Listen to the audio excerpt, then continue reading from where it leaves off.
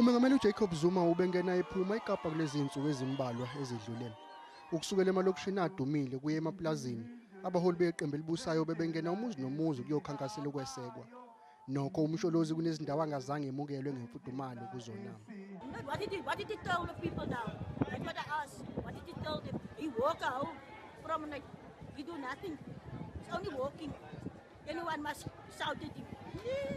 It was like my child is matric doing finished. What are you gonna do? There's nothing for them. Ezindaweni umengameli uZuma azihambele eKapa kube yisekhaya elisha lapho ethole khona ukwesekwa okunamandla. Amakhulu amalungu kaKhongolose athuthele ngomningi ukuzozibonela ukusikwa kwekhekhe leminyaka eyi103.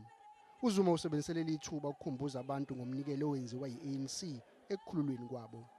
Lembangela ke bangela ukuthi xa kuyi birthday kuzalwa lenhlangano sihlangane ngobuninzi bethu sikhumbule lembali sikhumbule apho sisuka khona sikhuthalele ukuthi thina ndlemnyama okokuqala asibumbaneni sibe munye singalwi sodwa singagxekani sodwa. uZuma uthi kulonyaka inhlangano izogxila ngqo kusho umqulu wenkululeko iFreedom Charter kanye nezinye izinjongo zayo. Yakhupha amavolontiya kubathethe nesizwe ukuthi xa sikhululekile sofuna into enjani. Bathetha abantu basemzansi.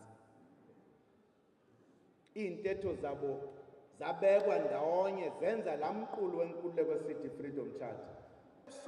iANC izosingatha isidlo sakusihlwa kusasa ntambama okuhlose ngaso ukuqoqa izimali ngaphambi kombuthano omkhulukazi weqembu ngomgqibelo eCape Town Stadium.